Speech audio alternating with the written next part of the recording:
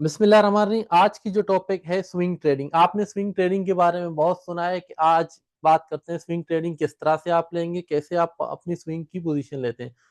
Swing trading के बारे में मैं एक बात बताऊं, swing trading as compare to day trading एक आसान ट्रेडिंग स्ट्रेटजी है। इसमें आपकी रिस्क टू रिवॉर्ड रेशो भी अच्छी होती है। आपकी साइकोलॉजी भी, जब आप स्विंग ट्रेडिंग करते हैं तो साइकोलॉजी उतना मुतासर नहीं होता।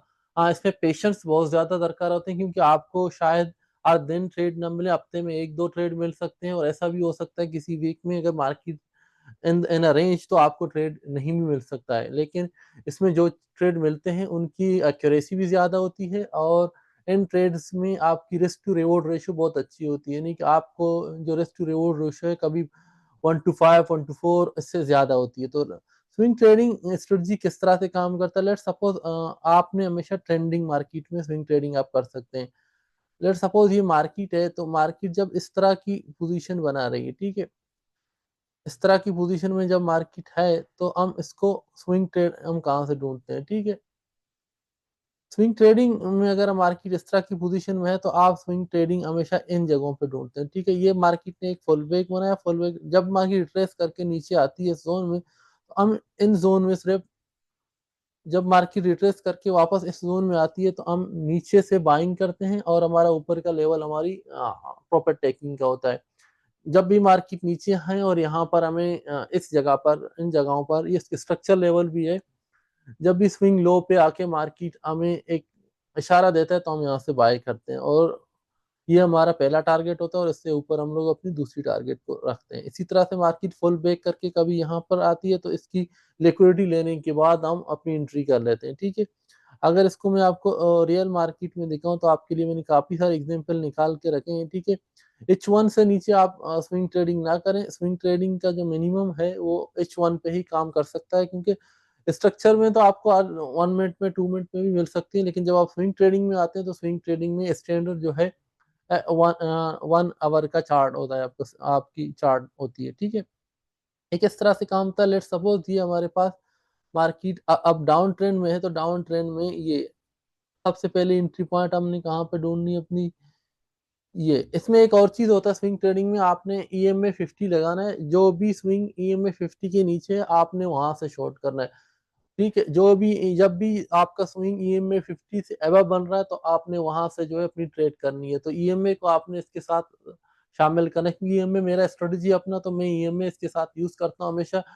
अब रेंज में जब मार्केट होती है तो आपको स्विंग मिल रहे हैं, तो आपको पता है उन स्विंग की जो एक्यूरेसी है वो कम हो जाती है। जो जो भी स्विंग आपको ट्रेंड के साथ मिल रहा है उनकी एक्यूरेसी ज्यादा। अब लेट सपोज ये वाला स्विंग है, और इस स्विंग की मैं बात करूं, ये इसने लो ब्रेक किया, लो ब्रेक करने के बाद हमारी EMA के साथ हमें ये ट्रेड मिल रहा है, तो हम इस स्विंग आई पे जैसे ही मार्केट डाउन करती है तो हम यहाँ पर अपनी ट्रेड ले सकते हैं, ठीक है।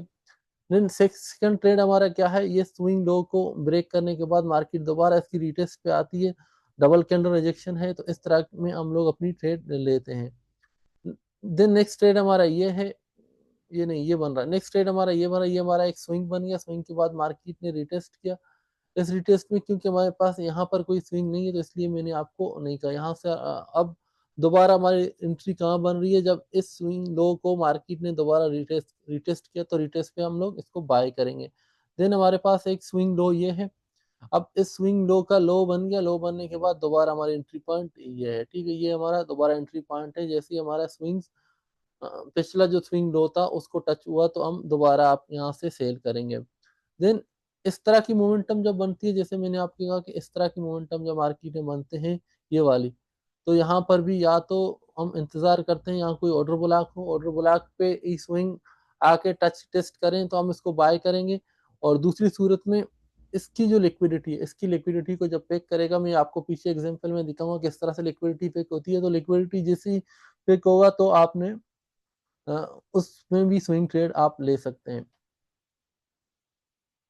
अब बाइंग मार्केट में आप देखें, यहाँ पर आपका मार्केट एक कंसोलिडेशन फॉर्म में, कंसोलिडेशन फॉर्म के बाद जैसे ही मार्केट ने एक स्विंग आई मारा, दोबारा आके इसको रिटेस्ट किया, तो यहाँ पर आप बाय करेंगे। अब बाय करने के बाद स्विंग आई का जो स्ट्रेटजी कि आपने इसकी, ये जो पिछला आपके पास आई होगा सबसे ज्यादा बड़ी आई होगा तो वो आपका टारगेट होगा। स्विंग ट्रेडिंग में एक चीज ये है कि आप पिछले साइड पे देखेंगे कौन सा आपके पास आई है, आप वही आई आपका प्रॉफिट टेकिंग का टारगेट होगा। आप अगर आप इसको देखें तो अगर यहाँ से आप ट्रेड लें तो इसका जो रिस्क टू रिवॉर्ड रेशियो होगा कम से कम ये, लेट सपोज अगर हमने ये ट्रेड ली, ये हमारा ट्रेड था ना, ये हमारा ट्रेड था, तो इसकी रिस्क टू रिवॉर्ड रेशियो कितना बन रहा है,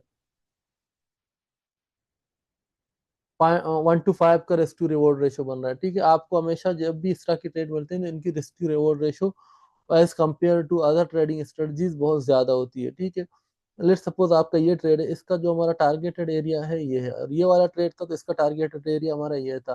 तो इस तरह से जो स्विंग की ट्रेड होते हैं उनकी टारगेट बड़ी लंबी होती है, तो वो इस तरह की ट्रेड आपको प्रॉफिट बहुत ज्यादा देते हैं, इनकी रिस्क टू रिवॉर्ड रेशियो बहुत बहुत ही ज्यादा होती है। लेट्स सपोज आपने ये ट्रेड लिया तो आपका जो टारगेट है इस ट्रेड का तो आपका ये होना चाहिए, क्योंकि आपका पिछला जो स्विंग लो है ये है, आपने ये ट्रेड लिया, देखिए मार्केट यहाँ तक आ गया, इसने आपको अच्छी प्रॉफिट दे दिया।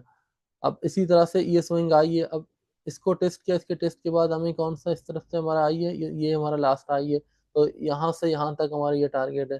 इसी तरह से अगर आपने ये वाला स्विंग पकड़ा, यहाँ से अगर आप मार्केट में एंटर हुए तो इस तरफ आपका आई यही है। ठीक है, तो इस तरह की ट्रेड्स में आपकी जो रिस्क टू रिवॉर्ड रेशो है बहुत ज्यादा होती है। स्विंग लो और स्विंग आईज पे अगर आप सिर्फ काम करें और कोई और स्ट्रेटजी आप ना करें, उसके साथ सिर्फ ईएमए को ऐड करें तो आपको अच्छी ट्रेड मिल सकते हैं। ठीक है, यहाँ पर आप देखें ईएमए पर भी टचिंग है और इसकी ये वाली स्विंग भी है। देन ये वाला स्विंग आपकी ट्रेड को, इस वाली स्विंग का पहला टारगेट हमारा ये है और इसके बाद हमारा ये दूसरा टारगेट ये वाला आई है, तो आपको बहुत ही बड़ी प्रॉफिट के साथ ट्रेड मिलती है हमेशा जब आप स्विंग ट्रेडिंग स्ट्रेटजी पे काम कर रहे हैं।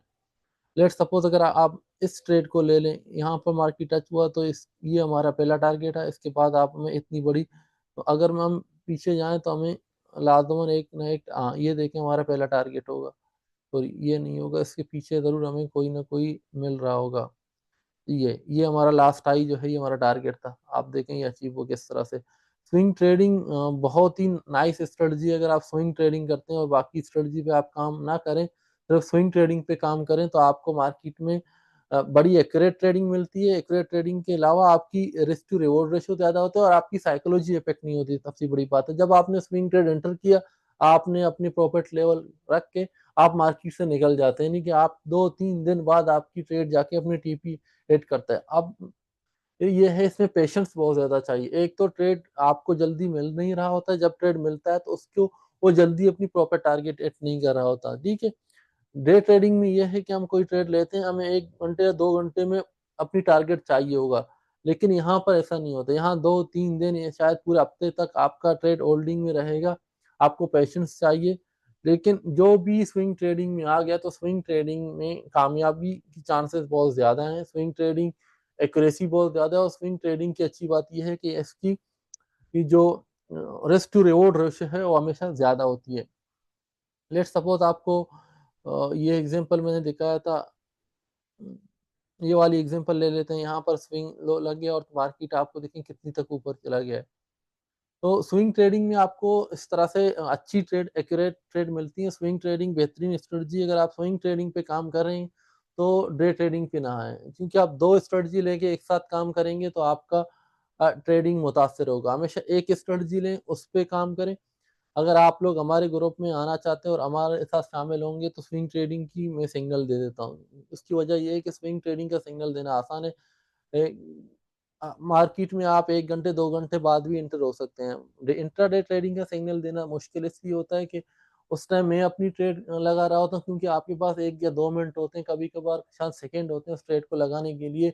अगर आप 1 सेकंड में उस ट्रेड को आपने मिस कर दिया तो मार्केट कहीं और, आपका आपकी ट्रेड का जो पोजीशन है वो चला जाता है। ठीक है, तो स्विंग ट्रेडिंग में अच्छी है, स्विंग ट्रेडिंग की स्ट्रेटजी पे अगर आप काम करें तो आपको बेहतरीन ट्रेड इसमें मिल सकते हैं। Thank you.